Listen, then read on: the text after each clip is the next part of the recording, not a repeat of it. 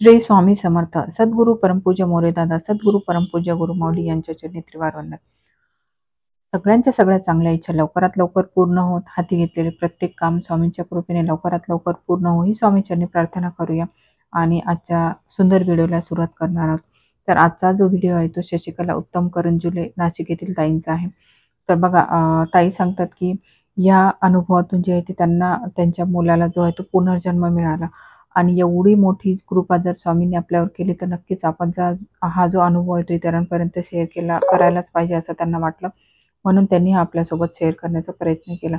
बघा, प्रत्येक दिवशी जे काही ते रोज नवीन नवीन अनुभव ऐकून जे आहे ते आपली एनर्जी सुद्धा एका हाय लेवलला जात आहे. कारण संकट तर खूप असतात परंतु मार्ग कधी कधी सापडत नाहीत. अशा वेळेला स्वतः डॉक्टर सुद्धा म्हणतात की आमच्या हातात तर काहीच नाही, जे आहे ते देवाच्या हातात आहे, तुम्ही देवाजवळ प्रार्थना करा. त्यांनी जर तुमच्यावर आशीर्वाद असेल त्यांचा तर नक्कीच तुम्ही या संकटातून सुद्धा निघसाल. आणि त्यावेळेला आपला विश्वास आणि आपली स्वामी भक्ती आपल्याला बरोबर त्या संकटातून बाहेर काढते. हेच ताईंनी आपल्याला या अनुभवातून सांगितलेलं आहे. अनुभव खूप छान आहे, त्यामुळे शेवटपर्यंत नक्की पहा. तर ताई सांगतात की गुरुपौर्णिमेच्या दुसऱ्या दिवशी सकाळी 5:30ला त्यांच्या मुलाच्या डोक्यात जे आहे ते अचानक ताप खूप जास्त शिरला आणि त्यामुळे तो बेशुद्ध झाला. अचानक त्याला खूप ताप आला आणि ताप हा एवढा होता की तो बेशुद्धच झाला. मग ते घाबरले आणि त्यांनी लवकरात लवकर मग ते दवाखान्यात नेलं. परंतु त्याचा ताप एवढा होता आणि तो ज्या अवस्थेत बेशुद्ध झाला होता त्यामुळे डॉक्टर काही त्याला घ्यायला तयार नव्हते. कारण काही वेळा काय होते, रिस्क जी असते ती डॉक्टरांना लगेच कळते, त्यामुळे ते नाहीच म्हणतात. असंच त्यांच्या बाबतीत सुद्धा होत होतं. मग ते इकडे-तिकडे फिरता-फिरता त्यांनी शेवटी अकोला येथे हॉस्पिटलमध्ये त्यांना ॲडमिट केलं. त्यांना हे करून की बाबा करा, कारण सीरियस पेशंट आहे. तुम्ही प्रयत्न तर करा, बाकीचं आपण बघू असं म्हणून त्यांनी ॲडमिट करून घेतलं. मग मात्र तिथे डॉक्टरांनी जेव्हा त्या मुलाला पाहिलं त्याच वेळा त्यांनी कुजबूज केली की मुलगा जो आहे तो कोमात गेलेला आहे. म्हणजे नुसताच बेशुद्ध नाही झाला तर तो कोमात गेला. असे सांगितल्याबरोबर मात्र त्यांनी जे ऐकलं आणि ते लगेच जे आहे ते खूप घाबरले. परंतु त्यांनी सेवेकरी होते त्यामुळे त्यांना लगेच काही सेवा सुद्धा माहीत होत्या. लगेच त्या त्यांनी चालू सुद्धा करून दिल्या होत्या आणि महाराजांना सोबत विनंती सुद्धा करणं चालू होते.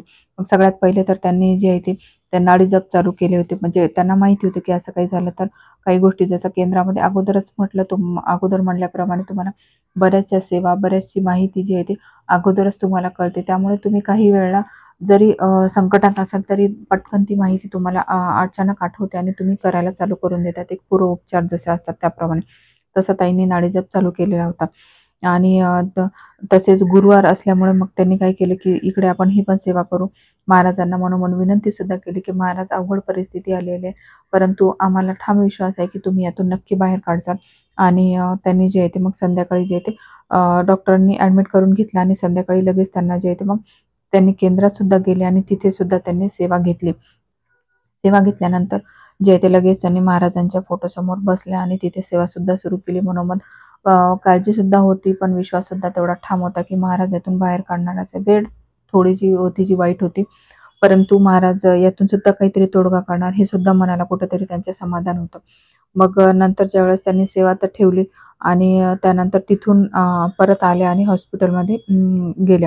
हॉस्पिटलमध्ये गेल्यानंतर त्यांनी परत डॉक्टरांना जे आहे ते कळवळून विनंती केली की डॉक्टर साहेब काही करा, परंतु माझ्या मुलाचा जो आहे तो जीव वाचवा, असं बोलल्या. आणि असं बोलल्यानंतर डॉक्टरसुद्धा त्यांना म्हणाले की बघा, काही गोष्टी ज्या आहेत त्या आमच्या हातात नसतात, हाताबाहेर गेलेल्या असतात. अशीच ही काही केस झालेली आहे, कारण कोमात गेल्यानंतर तो कधी बाहेर येईल, औषधाला रिस्पॉन्स देईल का नाही, या सगळ्या गोष्टी ज्या आहेत ते याचं काहीच सांगू शकत नाही. त्यामुळे जी औषधं चालू आहेत ती चालू द्यावं लागणार आहेत.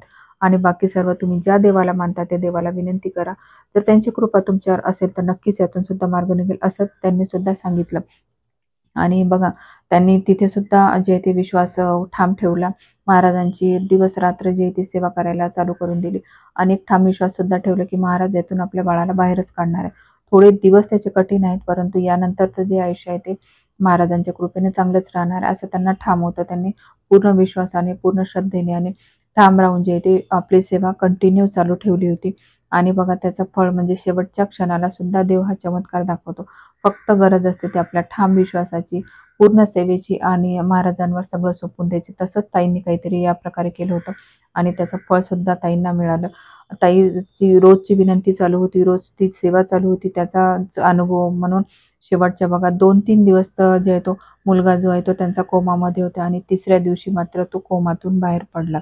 ज्या दिवशी बाहेर पडला त्यानंतर जे ते डॉक्टर जेव्हा त्याला चेकअपला आले त्यानंतर ते सुद्धा आश्चर्यचकित झाले.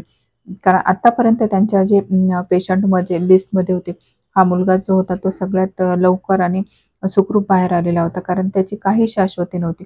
जेव्हा त्यांच्या हाताखालून पेशंट जातात त्यांना जे आहे ते सगळ्या गोष्टी माहिती असतात. त्या अंदाजानुसार त्यांना जो अंदाज झाला होता, त्यानुसार हे आश्चर्यच घडलं होतं. ही देवाची कृपाच होती, एक प्रकारचा चमत्कार होता हे सुद्धा त्यांना जाणवले. आणि त्यांनी सुद्धा म्हटलं, की खरंच जे अशक्य होतं ते तुमच्या स्वामींनी करून दाखवलं. कारण ज्यावेळेला द दा जो त्यांचा मुलगा जेव्हा बाहेर आला कोमातून, त्यावेळेला ताईंच्या तोंडून शब्द सुद्धा होता, "महाराज धन्यवाद. स्वामी महाराज तुमच्यामुळेच हे शक्य झालं." असं म्हणून ते एकदम आनंदाश्रू त्यांच्या डोळ्यातून निघाले. आणि डॉक्टरांनी सुद्धा ते पाहिलं, ऐकलं आणि खरंच ते परत एकदा म्हणाले, की तुमचे जे कोणी स्वामी आहेत त्यांची खरंच तुमच्यावर भरपूर कृपा आहे. या अशा केसेसमध्ये बऱ्याच वेळा वर्षानुवर्ष वाट पाहावी लागते. परंतु इथे वर्ष सोडले, महिने सोडले, तर फक्त दिवसामध्ये जे आहे ते ही समस्या देवाने तुमची दूर केली आणि तुमच्या मुलाला जे आहे ते सुखरूप यातून बाहेर काढले. आता हा जो आहे तो याचा काही धोका नाही आणि हा पुढचं आयुष्य अगदी सुरळीत जगणार आहे, असं सुद्धा त्यांनी सांगून ठेवलं. इथे ज्यावेळेला जे आहे ते बघा, जे कधी-कधी महाराज सुद्धा त्यांच्या तोंडूनच बोलून दाखवतात आणि आपल्याला समाधान देतात. तसंच काही झालं होतं. परंतु सगळ्यात महत्त्वाची गोष्ट होती म्हणजे त्यांचा विश्वास आणि त्या विश्वासाने जे आहे ते महाराजांना त्यांनी संकटातून महाराजांनी त्यांना संकटातून बाहेर काढलं होतं. तसाच विश्वास हा जर आपला सुद्धा असेल, तर बऱ्याचशा गोष्टी ज्या आहेत त्या आपण मिळवू शकतो. मग कोणत्या गोष्टीतलं यश असो, एखाद्याला नोकरी म्हणा किंवा एखाद्याला मुलगा होत नसेल, मुलगी होत नसेल, जे काही बाळ होत नसेल त्याच्यासाठी सुद्धा सेवा दिल्या जातात. बऱ्याचशा गोष्टींची आहे जे आहे ते आपल्या केंद्रामध्ये ते निःशुल्क सेवा दिली जाते. म्हणजे त्यासाठी काहीच पैसे घेतले जात.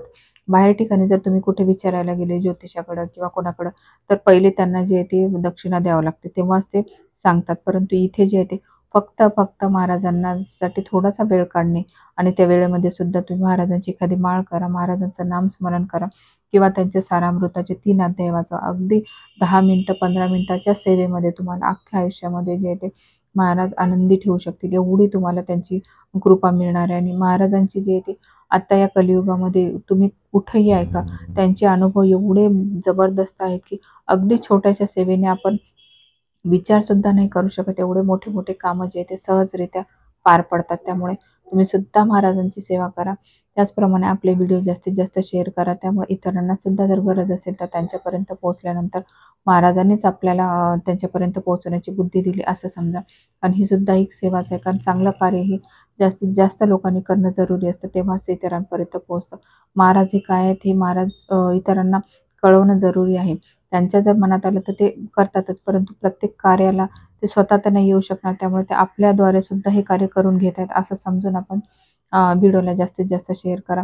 कारण मी जे आहे ते जे काही अनुभव असतील ते रिअल तुमच्यापर्यंत पोहोचवते आणि त्यातून नक्कीच आपल्याला काहीतरी सेवा मिळतात. ऊर्जासुद्धा मिळते. कारण कोणाचं तरी चांगलं झालं हे जर ऐकलं तर ही एक पॉझिटिव्हिटीसुद्धा आपल्या मनात येते आणि कदाचित जो व्यक्ती न मानणारा असतो तो सुद्धा जर मानायला लागला, तर ते सुद्धा डबल पुण्य आपल्याला मिळतं. त्यामुळे व्हिडिओला नक्की जास्तीत जास्त शेअर करत राहा. तसेच आजचा तुम्हाला अनुभव कसा वाटला ते सुद्धा नक्की सांगा. मला तर ताईंचा अनुभव खरंच खूप आवडला. कारण श्रद्धा आणि भक्ती जर अटळ असेल, तर देवाला कोणत्याही रूपात आणि कोणत्याही परिस्थितीत भक्ताची जी आहे ती मदत करायला यावंच लागतात. हे सुद्धा ताईंच्या बाबतीत घडलेलं आहे. तर पुन्हा एकदा श्री स्वामी समर्थ. सद्गुरू परमपूज्य मोरेदादा, सद्गुरू परमपूज्य गुरुमाऊली यांच्या चरणी त्रिवार वंदन. भेटूया अशा सुंदर व्हिडिओसोबत पुन्हा एकदा. श्री स्वामी समर्थ.